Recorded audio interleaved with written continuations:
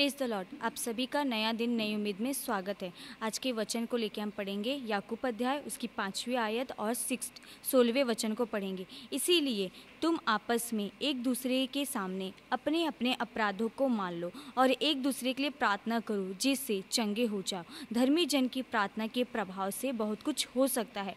परमेश्वर इस वचन के द्वारा कहता है कि आप एक दूसरे के सामने अपने अपने अपराधों को मान लीजिए, क्योंकि आप भले आप मन में हम सोचते हैं कि हमने जो अपराध है क्या वो बाजू वाला या किसी ने हमें नहीं देखा, बट हमारे ऊपर जो हमारा परमेश्वर परम पिता है उसकी आंखें 24 घंटे हमारी ओर लगी रहती है। वो हर पल हमें देखते रहता है।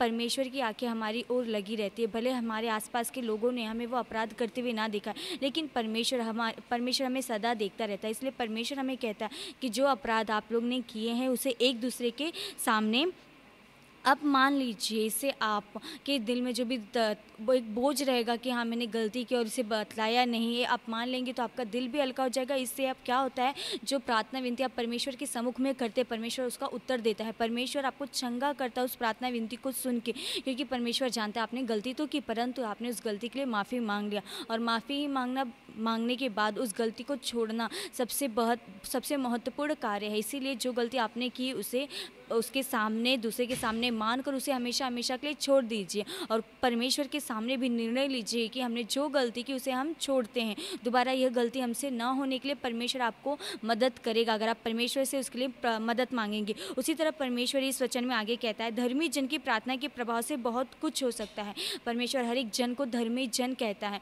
परमेश्वर कहता है कि धर्मी जन की प्रार्थना से सब कुछ होता है। जिस तरह एलिया ने जब प्रार्थना किया था कि वर्षा ना हो, तो वहाँ पे 3.5 वर्ष तक वर्षा ना हुई। प्रार्थना जब एलिया ने गिड़गिड़ा कर प्रार्थना किया परमेश्वर से, सिर्फ वो एक व्यक्ति था, धर्मी था, उसने प्रार्थना किया कि परमेश्वर इस जगह पे बारिश ना होना है, तो 3.5 साल तक उस क्षेत्र में बारिश नहीं हुई।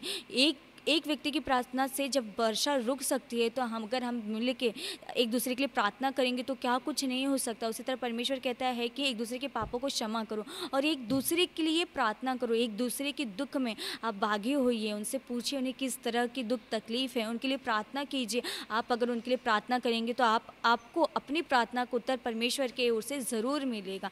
परमेश्वर इस वचन के द्वारा आप लोगों से बातें करा। प्लीज़ आप प्रार्थना कीजिएगा एक दूसरे के लिए, और इस वचन के द्वारा हम प्रार्थना करेंगे।